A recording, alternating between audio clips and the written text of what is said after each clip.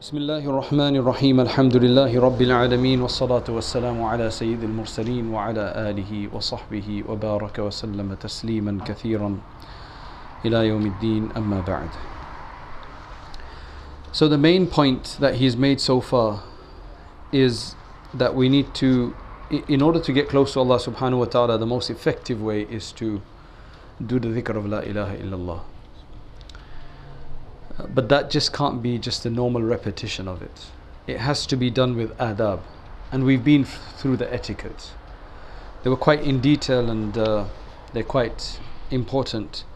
And then he says that if you do manage to accomplish and become regular on repeating the name of Allah, especially La ilaha illallah, in that formula, then if you're able to read it with the etiquette, you'll actually reach the highest of levels. And the highest of levels that any human can attain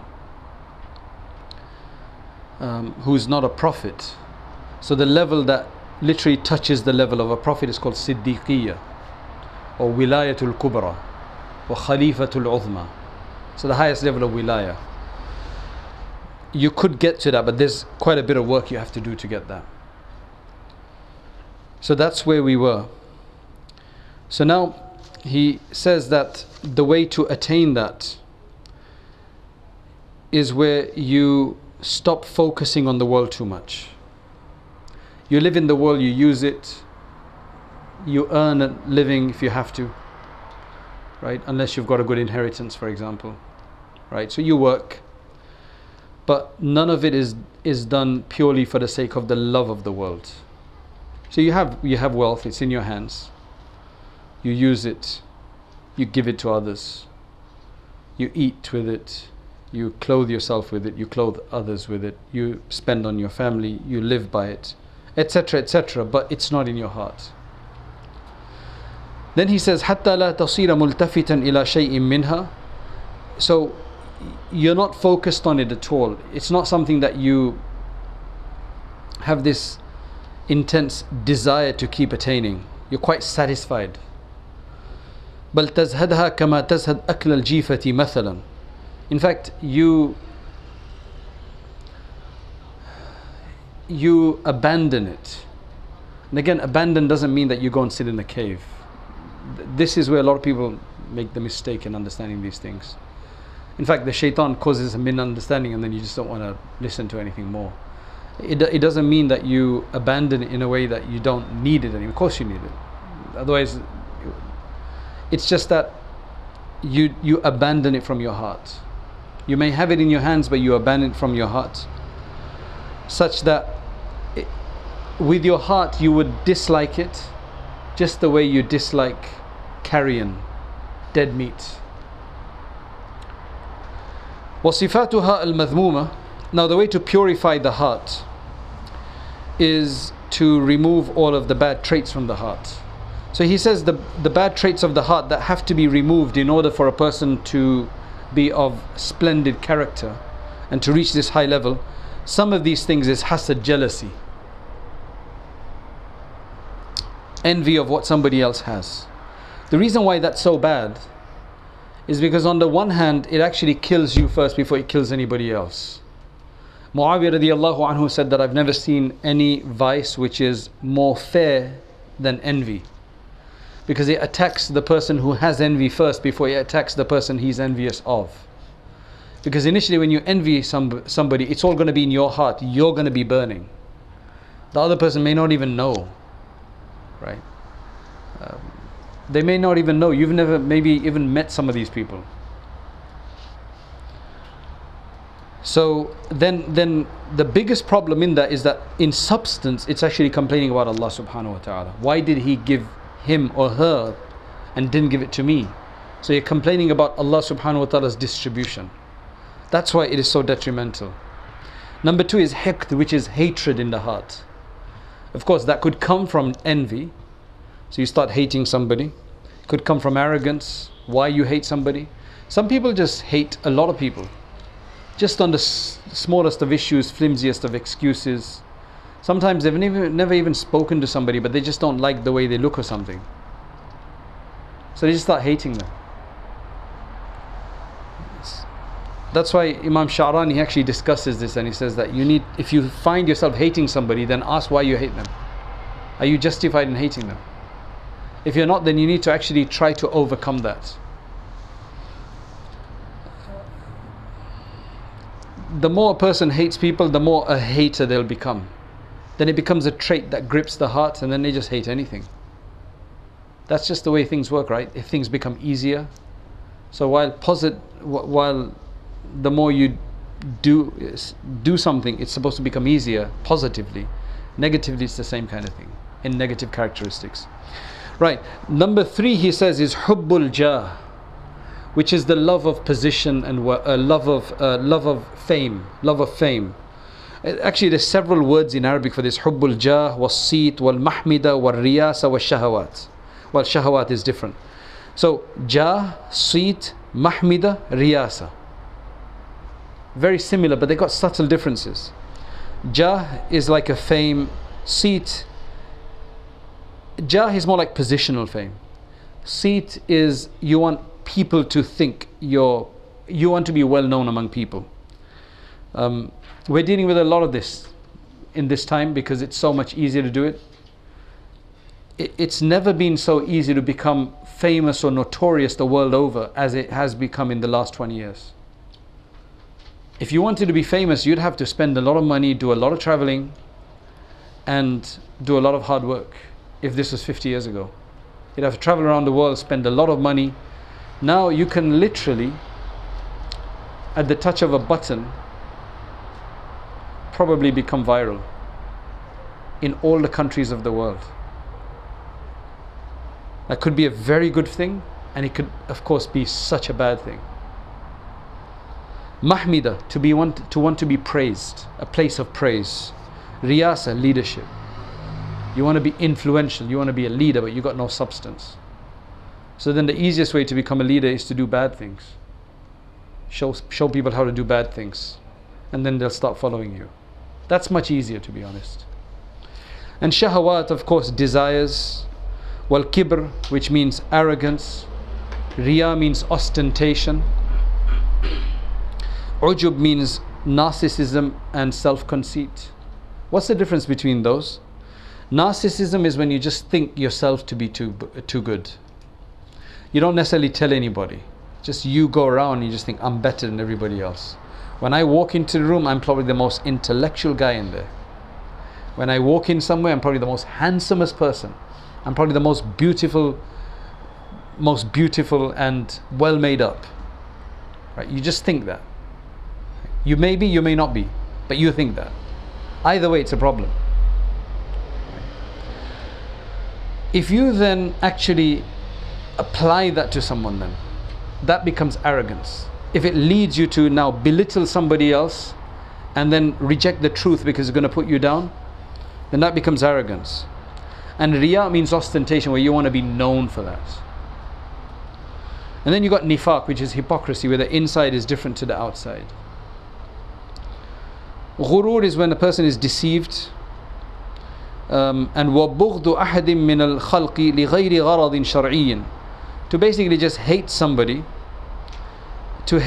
for no religious reason, to just harbor that kind of hatred for somebody for no reason, and the like. So these are all the attributes of the heart which will stop a person from ascending. فإذا زالت عنه هذه الأوصاف القبيحة اتصف بأضدادها من الصفات الحميدة. If these very attributes can be removed and omitted, these blameworthy ones, then a person can be characterized by their opposite. Then they will attain the opposite, right?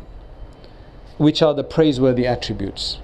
So if you take away hatred, then hopefully you can start having compassion for people and loving people, because that hatred was what prevented you. If we can take care of the narcissism, for example, there's somebody that told me that they invited a particular scholar who's well known around the world, and genuinely he's a good scholar, he really knows. He's not just a popular speaker online, he's not just a celebrity with a lot of fans.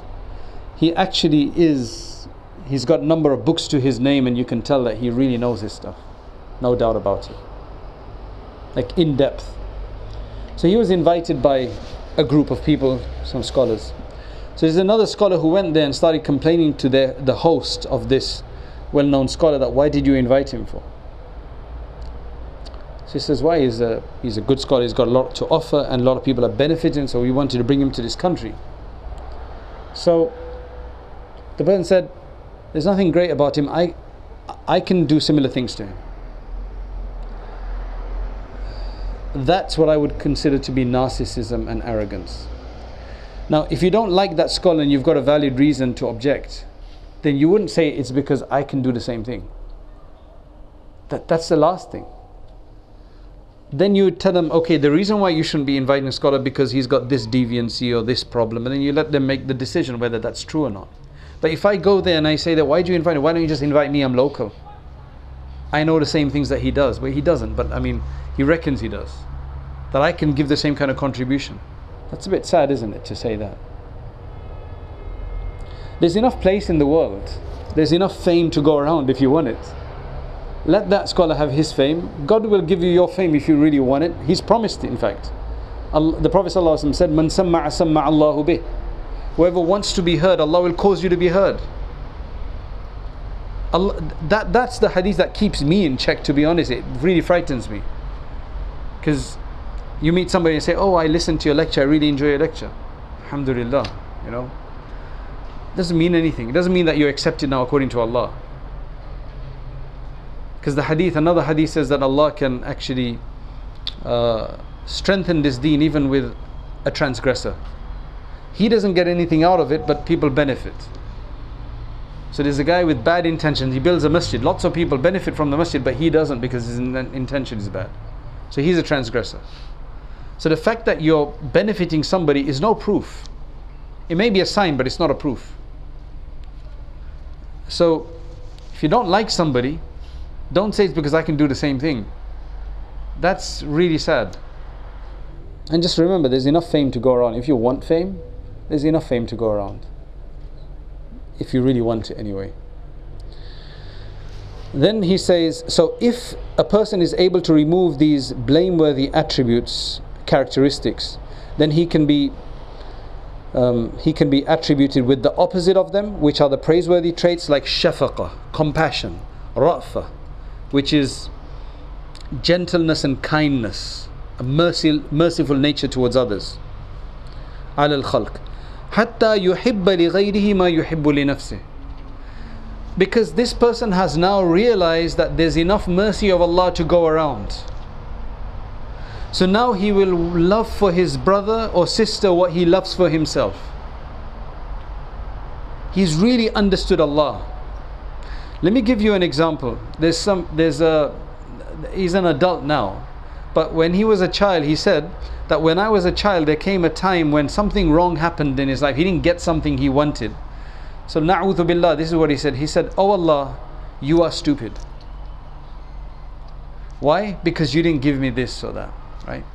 That got me thinking that, what exactly is he denying here? He's not denying God. He believes in God. That's why he's complaining. So clearly he believes in the existence of God. He believes he's there. That's why he's that's why he's used that word. So what it is that he's accepted that God exists in essence, but he is ignorant of God's attributes and the way he works in this world. That you don't get everything you want. Of course, he doesn't do that anymore. He's quite sane now.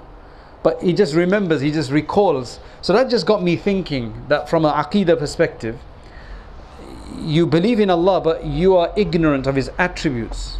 When you're ignorant of His attributes, then you're going to complain. You may not deny Allah. You're not an atheist. But you'll deny how He works in this world. So you'll be saying like, why has He got more than I have? Why does this happen to me? So when a person truly becomes connected to Allah and removes the blameworthy traits, then they will begin to love for others what they love for themselves. They will become selfless because they know that what they can attain is coming from Allah. Allah can give it to me, He can give it to you, He can give it to everybody, and He won't decrease anything. There's enough room There's enough room. There's enough place. There's enough bandwidth. Right. So, number one, this is a sign. Are you loving for others what you love for yourself? Are you loving for others what you love for yourself? وَالْإِخْلَاصِ وَحُسْنِ الْخُلُقِ. What happens sometimes is that we are forced into a position, right? We're forced into a position of having a superior over us who we think may be incompetent. But we don't have any wiggle room. We don't have any movement. We're bound to that position. Whether you're at work and your supervisor just, you could do his job 10 times over, but he's just been there longer, or he's very good with the, with the board or whatever it is. What are you going to do about it? You're going to have to live to deal with it. You can go and complain every single day, but understand Allah put you into that position. You may have teachers that you don't rate. It's very likely. I've dealt with that in a number of occasions. They may be good at one thing, but they're not good at this thing. And you just feel that they're not good. Now, what you have to understand is that you have to sift through a number of things. Number one, you are in a position. That's your position right now. And remember, when it comes to religious things, then Allah is the real provider. So while I may not, it's very difficult to do this, obviously. If the teacher in between me and Allah, my connection, I'm in a position where I can't really move around, that's where I am, then I must realize that that's my challenge. Maybe I'm arrogant, maybe I've got this problem or that problem, and that's why maybe I need to calm down, and this is just Allah's way of doing things, that He wants me to just be more humble. Maybe that's the barakah that you'll get, because nothing is quite straightforward. The Prophet ﷺ said that it could be because of the weakest among you that you are being provided, because Allah sees them and He wants to provide, so He provides everybody. And you'd never give the weaker thought. You think that they're a waste to the community, right? That they're redundant, they're useless. So we never know what's the benefit and what's not the benefit. We never know who's providing the benefit. Don't ever consider anybody insignificant. Deal with your situation. If it's intolerable, then find a better situation. If you're unable to, and that's what it's for you, then you have to make sabr. Probably one of the most difficult things is if you have parents that you can't agree with, and you have relatives that you can't agree with. You're stuck with them. There's no way you can divorce them. You can divorce a spouse, you can divorce a business partner, you can divorce a neighbor, but you can't divorce your father or your mother or your brothers, sisters, or your cousins. You're going to have to learn to manage. You're going to have to learn to manage. You're going to have to do a lot of dua. At the end of the day, Allah has put you into that position because you didn't choose to be there. Nobody chose. Your parents didn't know who was going to come, but we were all put together. So there's a reason for that. So when you come out of the woods and you start looking at things in a more general perspective, you start seeing the bigger picture, and you feel you're more in control then. It just gets easier to deal with. Du'as are really powerful, because what du'as will do, that, oh Allah, allow me to solve this situation. Either Allah will correct that situation for you, or He'll make it more tolerant for you. That your whole occupation will, your whole attention will be taken by something else, and this will become irrelevant to you, or it won't bother you as much before. So never forget Allah in any situation. There's no point just falling down and becoming despondent, because that doesn't get you anywhere. That just puts you more into the hole. So then he says, حَتَّى يُحِبَّ لِغَيْرِ مَا يُحِبُّ لِنَفْسِهِ وَالْإِخْلَاصِ, and then you will develop sincerity, وَحُسْنِ الْخُلُقِ, and good character, such as sakha, which is generosity instead of miserliness. Maskana, التي طلبها النبي صلى الله عليه وسلم. Maskana means voluntary poverty. Voluntary poverty. Not the poverty where you're in need of something, which could be of two types. Where you don't have and you need and you just feel bad you don't have. The other one is when you have a lot but you want more, so you're still in need. They're both faqir. Because literally the word faqir in Arabic means the one in need. If I'm in need to get more, even though mashallah I've got enough, then that means I'm still a faqir, I'm still in need. Whereas a miskeen is different. Maskana. The Prophet ﷺ asked for maskana. He said, Allahumma ahyini miskina wa amitni miskina. Oh Allah, give me life as a miskeen and give me death as a miskeen. Wahshurni fi zumratil masakin. And also gather me on the day of judgment among the masakin. What is this maskana? How do we define this type of poverty? It's خضوع النفس لمقام الألوهية وخفض الجناح للبرية حتى لا يشم صاحبها للرياسة رائحة. It doesn't mean not having anything. Because clearly the Prophet ﷺ is not making dua for his family not to have anything. He means, oh Allah, give them sufficient to live by. Now, how much is sufficient to live by? That depends on your culture and your way of life. And how much you think is sufficient. It's for you to consider what you have to be sufficient. Here he's described maskana as for the heart to become reverently fearful or reverently respectful to the station of Godhood, of the divine. For you to start respecting the divine, to understand who the divine is. And then to lower your wings, which basically means that don't put your shoulders up. Right? Be humble, lower your wings. It's an idiom. Lower your wings for all of creation.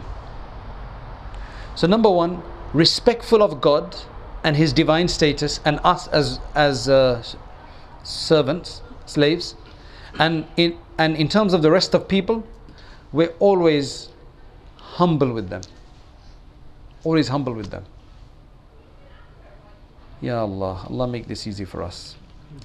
Until, to such a level, you have to do this until such a level that this person then doesn't even want to smell leadership. If you're given leadership, alhamdulillah, that's fine. Be a leader. But you're not actively looking for leadership. Because the hadith is quite clear. If you're forced into a position of leadership, you'll be helped by Allah, divinely helped. Because it means that it's important and Allah wants you in that position. But if you go around looking always for leadership, there are exceptions to this, obviously, like Yusuf alayhi salam, where he actually asked for leadership because everybody else was just useless, right? And he knew that he did it. But then you'd have to have sincerity to really go with that, to justify that. وَصَاحِبُهَا هُوَ الْعَبْدُ الْحَقِيقِيُّ الصِّدِّيقُ. And the person who eventually attains this is the real slave of Allah, who is the Siddiq,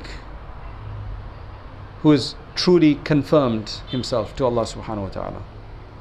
فَمَنْ لَمْ يَتَّصِفْ بِهَا لَمْ تَخْلُ نَفْسُهُ مِنْ مُنَازَعَةِ الْحَقِّ تَعَالَى فِي أَخَصِّ أَوْصَافِهِ. Do you know what the danger of not being in this position is and still having the blameworthy traits? It is that this person, whoever is not able to have this status, his self will never be free from competing with Allah subhanahu wa ta'ala in the most specific of Allah's characteristics.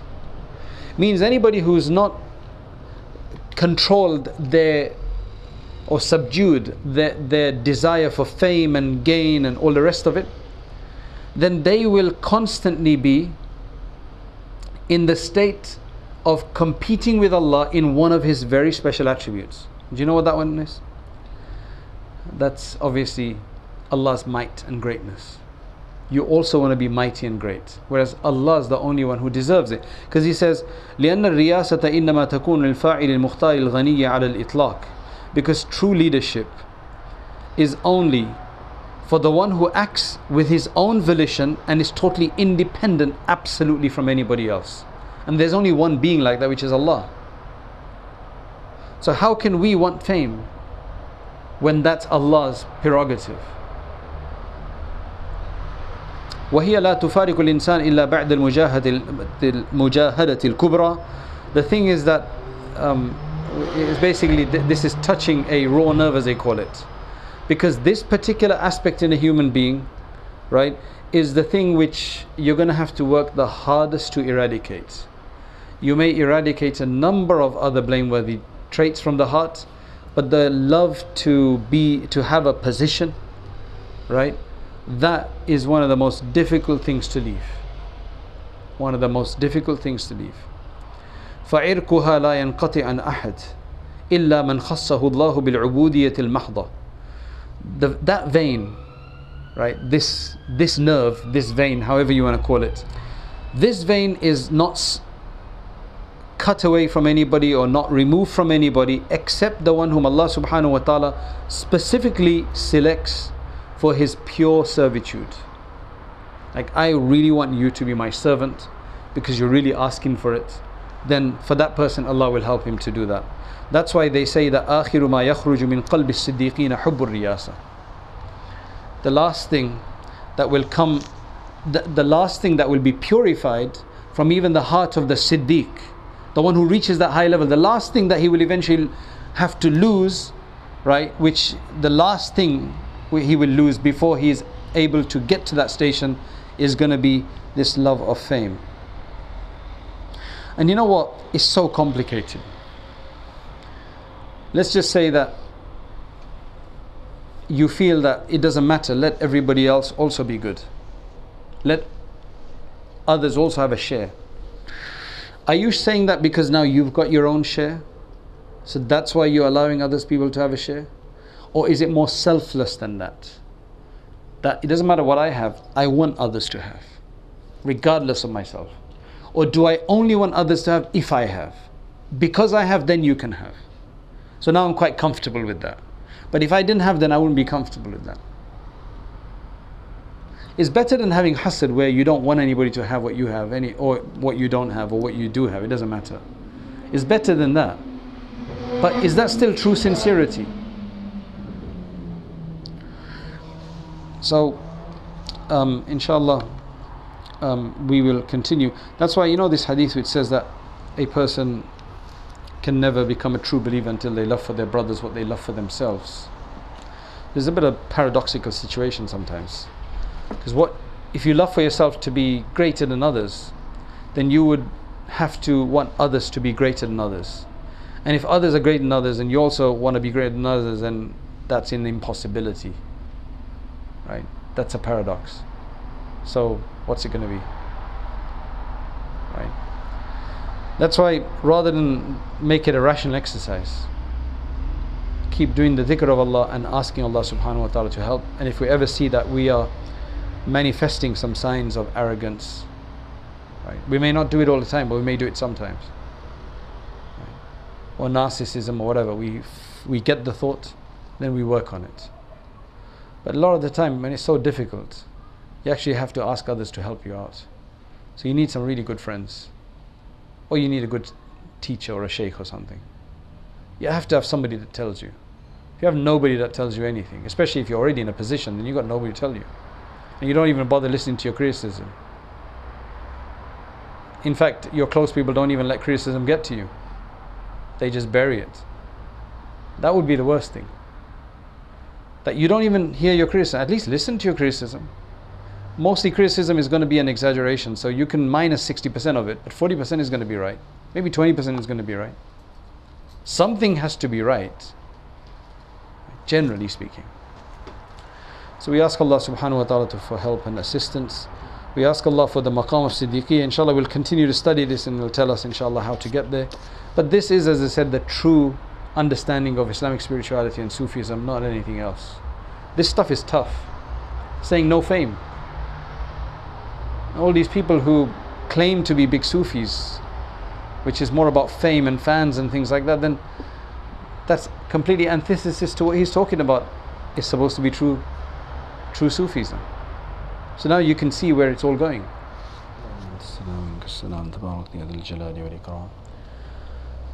اللهم اغفر لنا وارحمنا وعافنا واهدنا وارزقنا اللهم اهدنا واهد بنا واجعلنا هداة لمن اهتدى اللهم إنا نسألك العفو والعافية في الدين والدنيا والآخرة اللهم اغفر لنا وارحمنا وعافنا واهدنا وارزقنا اللهم اغفر لأمة سيدنا محمد صلى الله عليه وسلم اللهم رب زدنا علما نافعا ورزقا واسعا وعملا متقبلا وشفاء من كل داء اللهم إنا نعوذ بك من علم لا ينفع وقلب لا يخشع ونفس لا تشبع وعين لا تدمع ودعاء لا يستجاب له.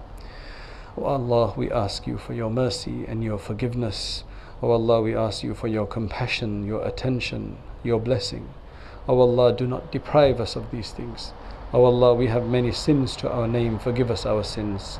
Forgive us our wrongdoings. Oh Allah, purify our hearts. Oh Allah, grant us the higher maqams of ihsan and of siddiqiyya, of wilayah. Oh Allah, allow us to be close to you. Oh Allah, be close to us. Oh Allah, grant us your love and the love of those whose love benefits us in your court. Oh Allah, remove from around us those who detract us from you.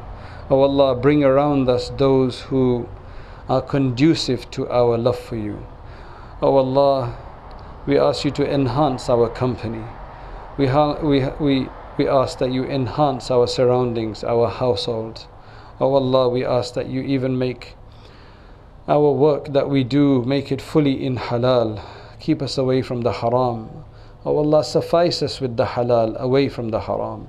In everything that we do, whether that be our wealth, whether that be our practice, whatever that may be. Oh Allah, we ask you to grant us well-being and to thank you for the well-being that you have granted us. Oh Allah, the bounties that you have granted us, they are abundant. Even if we started thanking you, we could never end. Oh Allah, we can never give you thanks as much as is due to you. Oh Allah, we have so much more than so many other people in the world. Oh Allah, keep our gaze on those who have less than us so that we are thankful to you. Oh Allah, do not make us think that we have nothing, and do not make us so attached to the world that we have it in our heart all the time. Oh Allah, those of us who are sitting here, those of us who are listening or trying to listen, oh Allah, bless all of us, bless the entire Muslim world. Do not let any of us return from this gathering without being forgiven, without being made closer to you. Oh Allah, protect us in this life, protect us in the next life. Grant us Jannatul Firdaus, grant us Jannatul Firdaus. Those of us who are going for Hajj, oh Allah, make this journey a blessed one, make it an accepted one. Those of us who are not going but would love to go, Allah, facilitate for them. Oh Allah, facilitate. Oh Allah, allow us to come over and over again to your household. Oh Allah, protect us, our children, our progeny until the Day of Judgment. Oh Allah, whatever short amount of dhikr that we have been able to do, whatever reading we've been able to do, whatever we've sat and done, oh Allah, accept it from us and make it a source of blessing. Oh Allah, those who facilitate this for us, bless them for it as well. Oh Allah, bless them for it. Oh Allah, protect us from all the harms and evils which are out there.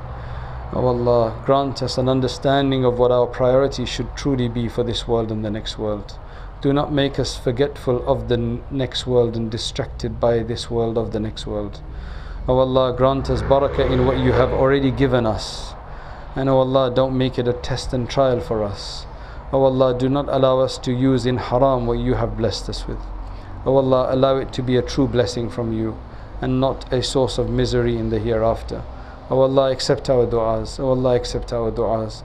Subhana rabbika rabbil izzati amma yasifun. Wa salamun ala al-mursaleen. Alhamdulillah.